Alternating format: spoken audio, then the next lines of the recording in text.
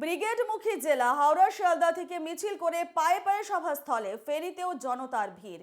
এই eco park Gitanjali স্টেডিয়ামে ক্যাম্পে রাত্রিবাস দূর দূরান্তর তৃণমূল কর্মীদের।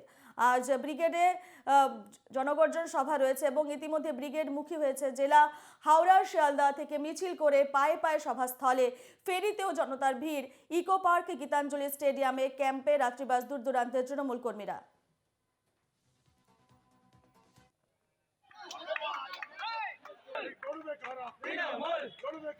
আমরা সরাসরি চলে যাব আমাদের দুই প্রতিনিধির কাছে। হাওড়া স্টেশনে রয়েছেন আমাদের প্রতিনিধি অর্পণ সিং এবং শিয়ালদা স্টেশনে রয়েছেন আমাদের প্রতিনিধি রক্তিমা দাস। প্রথমে চলে যাব অর্পণের কাছে। অর্পণ, ইতিমধ্যে যেমনটা জানা যাচ্ছে 29টি মিছিল আজ জনগর্জন সভায় আসার কথা রয়েছে এবং ইতিমধ্যে যে ছবি আমরা দেখতে পাচ্ছি বিভিন্ন রেলওয়ে স্টেশনে ভিড় জমে গেছে। হাওড়া স্টেশনের কি ছবি, কি দেখতে পাচ্ছ সেখানে? অর্পণের কাছে যাবো, তবে তার আগে আমরা চলে যাবো রক্তিমার কাছে। রক্তিমা, তুমি শিয়ালদা স্টেশনে রয়েছে, আমরা যেমনটাই ছবিতে দেখতে পেয়েছি বিভিন্ন প্রান্ত থেকে ইতিমধ্যে তৃণমূলের কর্মী সমর্থকরা জনগর্জন সভায় এসে উপস্থিত হয়েছে। শিয়ালদা স্টেশনের কি ছবি? হ্যাঁ দেখো, সকাল থেকে কিন্তু বিভিন্ন প্রান্ত থেকে ট্রেন আসা শুরু করেছে এবং কিছুক্ষণ আগেও আমরা দেখলাম 50 জনের একটি ট্রেন ঢুকলো। এবং তোমাকে জানিয়ে রাখি, যারা আসছেন তাদের জন্য শিয়ালদা স্টেশনের এখানে একটি ক্যাম্প করা হয়েছে দলের তরফে এবং তুমি দেখতে পাচ্ছ এখানে খাবারের ব্যবস্থা করা হয়েছে। যারা আসছেন, এখানে মানুষজন যারা আসছেন এখান থেকে কিন্তু তাদেরকে খাবার বিলি করা হচ্ছে। অর্থাৎ তুমি জানো যে অনেক দূর দূরান্ত থেকে মানুষজন আসছেন, বিভিন্ন জেলা থেকে লোকজন আসছেন এবং তারা এসে কিন্তু যারা শিয়ালদায় আসছেন তারা এসে এখানে মিট করছেন এবং সেখান থেকে কিন্তু মিছিল শুরু হবে। এবং দেখো, তোমাকে জানিয়ে রাখি বিভিন্ন জায়গা থেকে তুমি যেমনটা বলছিলে মিছিল শুরু হওয়ার কথা রয়েছে, যেমন হাওড়া রয়েছে, শিয়ালদা রয়েছে এবং একাধিক জায়গা যেমন শ্যামবাজার রয়েছে। মূলত উত্তর কলকাতার মিছিলগুলো কিন্তু শ্যামবাজারে এসে তারা জড়ো হবে এবং সেখান থেকে মিছিল করে যাবে। এবং দেখো, তোমাকে জানিয়ে রাখি এই যে শিয়ালদা শ্যামবাজার থেকে যে মিছিলগুলো যাবে এই মিছিলের রুট হচ্ছে তারা SN ব্যানার্জি রোড হয়ে তারা কিন্তু ধর্মতলার দিকে এগোবে। এবং দেখো, তোমাকে জানিয়ে রাখি যেহেতু প্রচুর মানুষজন হওয়ার একটা আশঙ্কা রয়েছে, ফলত কলকাতা পুলিশের তরফে কিন্তু একাধিক ব্যবস্থা করা হয়েছে।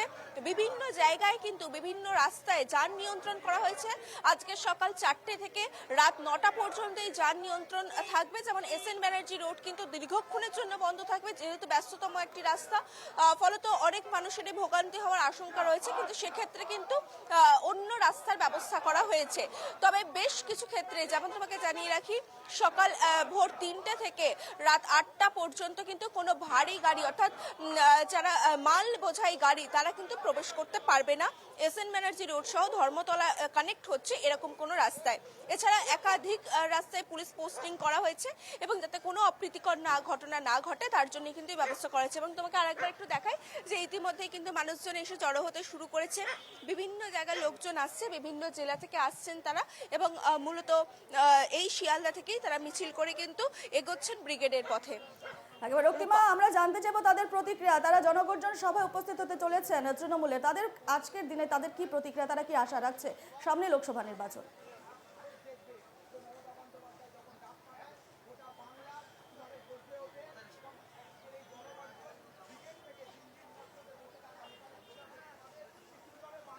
দেখা একদমই সামনে লোকসভা নির্বাচন এবং ফলত স্বাভাবিকভাবেই আজকের এই সভা কিন্তু গুরুত্বপূর্ণ থাকছে তার জন্য, কারণ আজকে তৃণমূল নেত্রী মমতা বন্দ্যোপাধ্যায় এবং একই সঙ্গে অভিষেক বন্দ্যোপাধ্যায় তারা কি বার্তা দেন সেদিকেই কিন্তু নজর রয়েছে গোটা রাজ্যের বলা যায়। এবং তোমাকে দেখায় যে বিভিন্ন জায়গা থেকে লোকজন আসছেন, অবশ্যই তাদের সঙ্গে তো কথা বলার চেষ্টা করবই।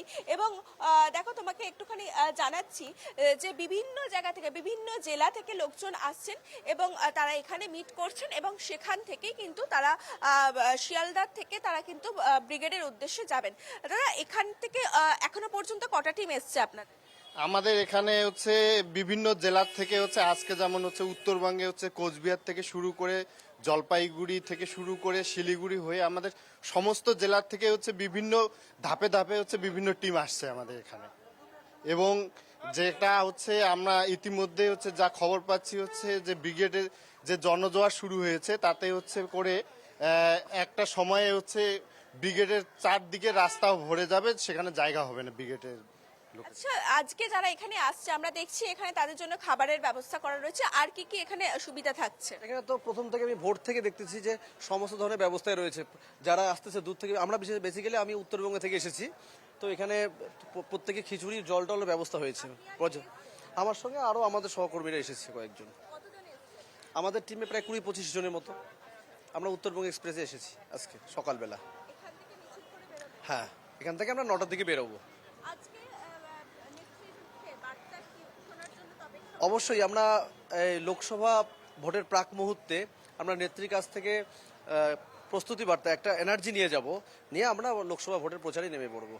সেটাই আমরা শোনার জন্য, আজকে দিদির মুখ থেকে শোনার জন্য আমরা সরাসরি এসেছি।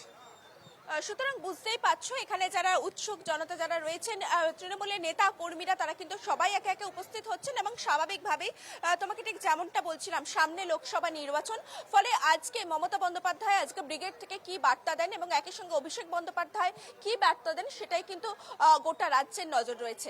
রূপা, রক্তিমা, তুমি এই খবরে নজর রাখো, তোমার সঙ্গে ফের যোগাযোগ করছি। যেমনটা আমরা জানাচ্ছিলাম, ব্রিগেডমুখী জেলা হাওড়া শিয়ালদা থেকে মিছিল করে পায়ে পায়ে সভাস্থলে এগোচ্ছে তৃণমূলের কর্মী সমর্থকরা। ফেরিতেও জনতার ভিড় চোখে পড়ছে। ইকো পার্ক, গীতাঞ্জলি স্টেডিয়ামে ক্যাম্পে রাত্রিবাস দূর দূরান্তের তৃণমূল কর্মীদের। 29টি মিছিল সোজা ব্রিগেডে আসার কথা রয়েছে। সব মিছিলেই থাকছে পুলিশি নজরদারি। Howrah station, Sealdah station, Hazra station, indoor stadium, Shyambazar সহ বিভিন্ন জায়গা থেকে বড় বড় মিছিল আসার কথা রয়েছে।